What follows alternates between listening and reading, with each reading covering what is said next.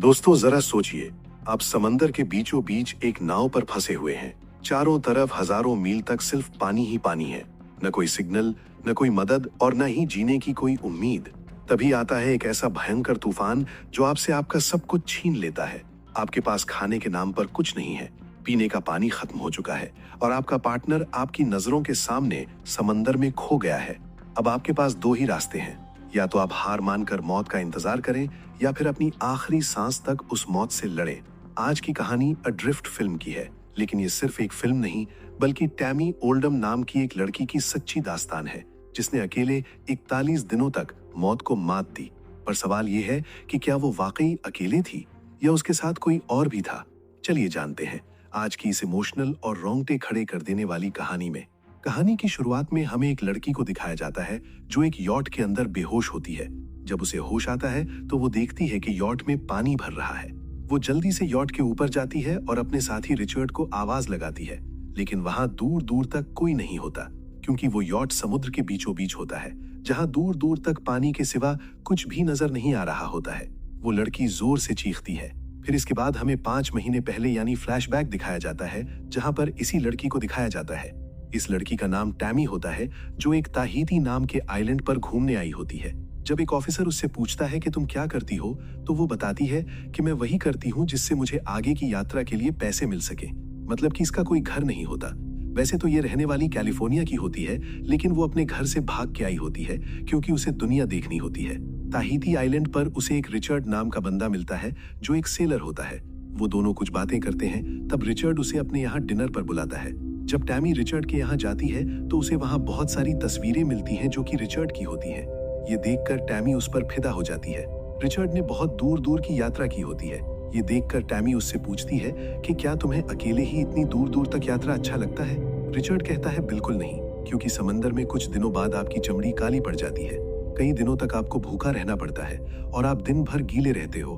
आपकी नींद कभी भी पूरी नहीं होती है और कुछ समय बाद आपको हल्यूसिनेशन यानी भ्रम होने लग जाते हैं। टैमी कहती है तो फिर ये तुम करते क्यों हो। तब रिचर्ड कहता है इसे मैं शब्दों में नहीं बता सकता हूँ, ये मेरी अंतरात्मा में है, क्योंकि जब आप समंदर में होते हो तो आपको किसी भी चीज की टेंशन नहीं होती है। ऐसा लगता है कि आप अलग ही दुनिया में आ गए हो, जहाँ सिर्फ आपका राज है। तब टैमी कहती है मैं भी तुम्हारे साथ इस यात्रा पर जाना चाहती हूँ। फिर अगले दिन रिचर्ड टैमी को भी अपने साथ लेकर जाता है। वो दोनों साथ में घूमते हैं, अलग अलग जगहों पर जाते हैं और इस एडवेंचर का आनंद लेते हैं। धीरे धीरे वो दोनों और भी अच्छे दोस्त बन जाते हैं। फिर एक दिन उन दोनों को एक कपल मिलता है जो रिचर्ड को पहले से जानते थे। उनके पास एक यॉट होता है जिसे वो रिचर्ड को कैलिफोर्निया के सैन डिएगो ले जाने के लिए कहते हैं। इसके बदले वो रिचर्ड को $10,000 देने के लिए तैयार थे और साथ में वापस आने के लिए प्लेन की एक फर्स्ट क्लास टिकट भी दे रहे थे। ये रिचर्ड के लिए एक बहुत ही अच्छा ऑफर था, लेकिन रिचर्ड उनसे कहता है क्या एक के बजाय 2 फर्स्ट क्लास टिकट मिल सकती हैं, क्योंकि रिचर्ड टैमी को भी अपने साथ ले जाना चाहता था। वो कपल इसके लिए हाँ कर देते हैं। रिचर्ड उनसे कहता है तो फिर ठीक है, हम बहुत जल्दी ही कैलिफोर्निया के लिए निकल जाएंगे। लेकिन इससे टैमी खुश नहीं थी, क्योंकि उसे अपने घर की ओर वापस नहीं जाना था। वो रिचर्ड से कहती है तुम अकेले ही चले जाओ, लेकिन रिचर्ड उससे कहता है ठीक है, मैं जाने के लिए मना कर देता हूँ, क्योंकि तुम मुझे दुनिया भर में घूमने के बाद मिली हो और मैं तुम्हें ऐसे छोड़ना नहीं चाहता। असल में वो दोनों अब एक दूसरे से प्यार करने लगे थे। ये सुनने के बाद टैमी उसके साथ जाने के लिए हाँ कर देती है। फिर कुछ दिनों बाद ही वो दोनों यॉट लेकर कैलिफोर्निया के लिए निकल जाते हैं और जब वो दोनों समुद्र के बीच होते हैं तब रिचर्ड उसे शादी के लिए प्रपोज करता है। ये सुनते ही टैमी बहुत ज्यादा खुश हो जाती है और हाँ कर देती है, क्योंकि टैमी भी उससे बहुत प्यार करती थी। फिर अगले दिन यॉट पर एक पक्षी उड़ता हुआ आता है। ये देखकर दोनों हैरान हो जाते हैं। उन्हें समझ नहीं आता एक छोटा सा पक्षी इतनी दूर उड़कर कैसे आ सकता है। तब रिचर्ड कहता है शायद हवा के बहाव में उड़कर आ गया होगा, लेकिन टैमी कहती है मुझे तो कुछ गड़बड़ लगती है। इसके बाद रिचर्ड यॉट के अंदर जाता है और रेडियो सुनने लगता है। रेडियो में बताया जा रहा था कि जिस रास्ते पर वो जा रहे हैं वहां एक बहुत बड़ा तूफान आने वाला है। ये सुनते ही रिचर्ड टैमी के पास जाता है और सब कुछ बताता है। दोनों को समझ नहीं आ रहा होता कि वो क्या करें।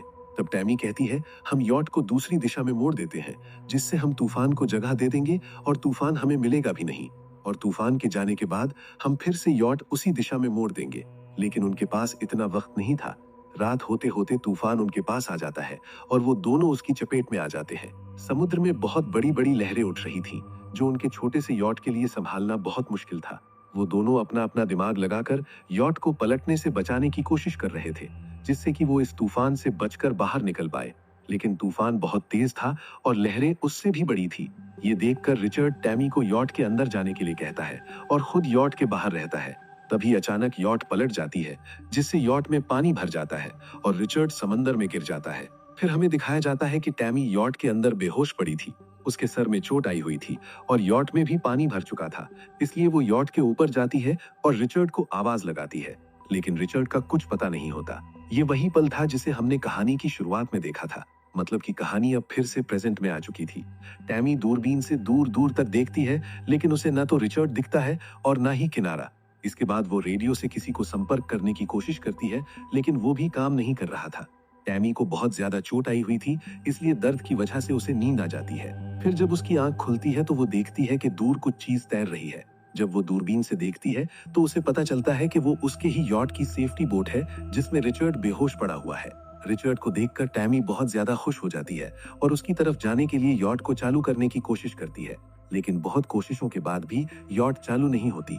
इसके बाद वो तैर कर उसके पास जाने का सोचती है, लेकिन जब टैमी तैर कर रिचर्ड की तरफ जाने लगती है तो यॉट धीरे धीरे उससे दूर जाने लगती है और वो यॉट को छोड़ नहीं सकती थी, इसलिए वो जल्दी से वापस आ जाती है। लेकिन उसे किसी भी हाल में रिचर्ड को वापस लाना था। वो देखती है कि यॉट में कई जगहों पर छेद हो चुका था, जिस वजह से यॉट में पानी भर रहा था। इसलिए वो सबसे पहले उन सभी जगहों को टेप लगा के सील करती है। फिर यॉट के अंदर जाती है और पंप की मदद से सारा पानी खाली कर देती है। फिर जैसे तैसे करके मास्ट को खड़ी करती है और उसमें सेल को लगा देती है, जिससे यॉट धीरे धीरे करके रिचर्ड की तरफ जाती है। और जब यॉट रिचर्ड के नजदीक पहुंच जाती तो टैमी देखती है कि बोट पलट चुकी है और रिचर्ड उसमें अभी भी बेहोश पड़ा हुआ है। वो तैरकर यॉट में नहीं आ सकता था, इसलिए टैमी अपने कमर में एक रस्सी बांधकर समुद्र में कूद जाती है और रिचर्ड को यॉट के पास लेकर आती है। लेकिन रिचर्ड बहुत भारी होता है। वो उसे रस्सी से बांधकर जैसे तैसे करके ऊपर खींचती है। रिचर्ड पूरी तरह से जख्मी होता है। वो देखती है कि उसके पैर में बहुत गहरी चोट लगी होती है। टैमी उसके पैर को साफ करके उसमें पट्टी लगाती है, लेकिन रिचर्ड की हालत अभी भी बहुत खराब होती है। वो ठीक से बात तक नहीं कर पा रहा था। जब टैमी रिचर्ड का टी शर्ट उठाकर देखती है तो उसके रिब्स भी टूट चुके थे, जिस वजह से उसे बहुत तकलीफ हो रही होती है। अगले 2 दिनों तक वो वहीं फंसे होते हैं, क्योंकि टैमी ने जो सेल लगाया होता है वो बहुत छोटा था, जिस वजह से उनकी यॉट बहुत धीरे धीरे आगे बढ़ रही थी और ये अपनी यॉट को दिशा भी नहीं दे सकते थे। जब ये अपनी स्थिति का अनुमान लगाते हैं तो इन्हें पता चलता है कि ये अपने रूट से बहुत दूर आ गए हैं और ये जहां पर हैं वहां से कोई शिप भी नहीं गुजरती है, न ही आसपास कोई किनारा है। अब ये समुद्र में बिल्कुल अकेले हो गए थे, जिस वजह से टैमी बहुत परेशान हो जाती है। वो कहती है कि वो दोनों यहीं मर जाएंगे, लेकिन रिचर्ड कहता है कि ऐसा कुछ भी नहीं होगा, चाहे जो हो जाए तुम हिम्मत मत हारना।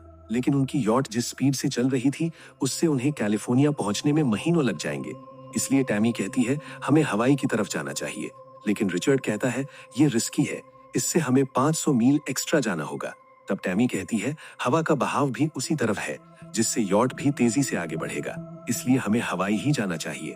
और दोनों हवाई जाने का फैसला करते हैं और यॉट को हवाई की दिशा में मोड़ देते हैं। फिर कुछ दिनों तक वो दोनों हवाई की ओर आगे बढ़ते रहते हैं, लेकिन कुछ समय बाद उन्हें एहसास होता है कि उनका खाना और पानी खत्म होने वाला है।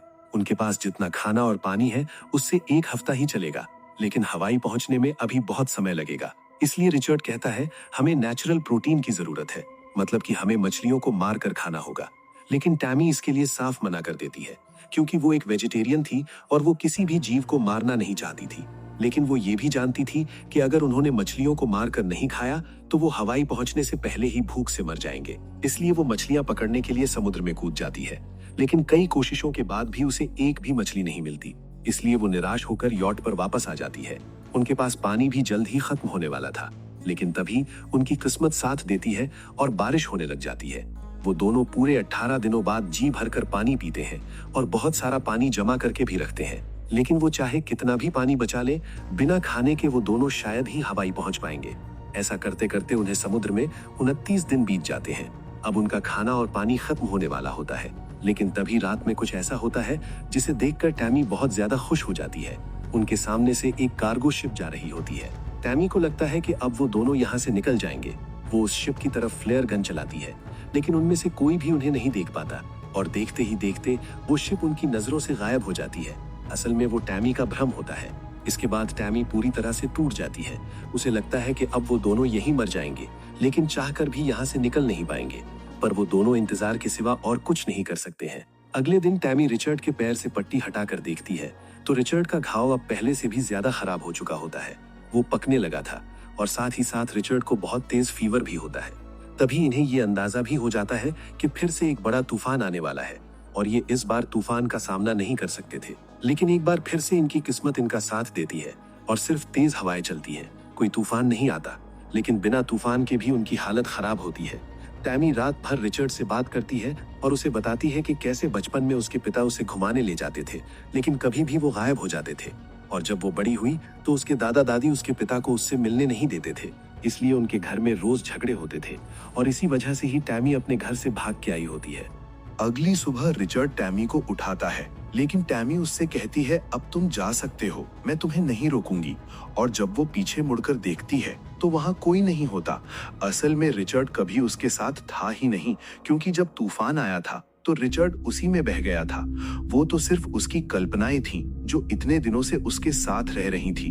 लेकिन अब उसने इस सच्चाई को एक्सेप्ट कर लिया था कि रिचर्ड अब इस दुनिया में नहीं रहा, और साथ ही उसने मछली पकड़ना भी शुरू कर दिया था, क्योंकि अगर वो मछली पकड़कर नहीं खाएगी तो वो भूख से ही मर जाएगी। इसी प्रकार से दिन बीतते जाते हैं और देखते ही देखते 41 दिन बीत जाते हैं। अब उसकी हालत बहुत ज्यादा खराब हो चुकी होती है। अब लगभग उसने हार मान ही लिया था। तभी अचानक से एक पक्षी उसके यार्ड पर उड़ती हुई आती है। ये वही पक्षी होता है जो उन्हें शुरुआत में मिला था। उसे देखकर वो समझ जाती है कि अगर ये पक्षी उड़कर आया है तो आसपास जरूर कोई किनारा होगा। वो दूरबीन से देखती है तो उसे दूर एक किनारा दिख जाता है। तभी उसे पानी में एक शिप भी दिखती है। टैमी उसे देखकर उसकी तरफ फ्लेयर गन फायर करती है और शिप उसे देख लेती है और उसके पास आती है। उस शिप में बैठे लोग उसे कुछ खाने के लिए देते हैं और उसकी यार्ड को शिप से बांधकर किनारे तक ले जाते हैं। फिर जब टैमी पूरी तरह से ठीक हो जाती है तो वो वापस से ताहिती आती है, जहां उसे रिचर्ड मिला था। वो रिचर्ड की शिप में जाती है जहां उन दोनों की कई सारी तस्वीरें लगी होती हैं। उन तस्वीरों को देखकर अतीत की कई सारी यादें ताजा हो जाती हैं और टैमी खुद को रोक नहीं पाती और रोने लगती है। और अंत में रिचर्ड ने उसे जो अंगूठी दी होती है वो उसे एक फूल के साथ समंदर में बहा देती है। ये रिचर्ड और टैमी के जीवन की एक सच्ची कहानी थी। जब ये हादसा हुआ तो टैमी की उम्र मात्र 24 साल थी। टैमी पूरे 41 दिनों तक समुद्र में सरवाइव करके जिंदा वापस आई थी और इसी के साथ इस कहानी का दी एंड हो जाता है।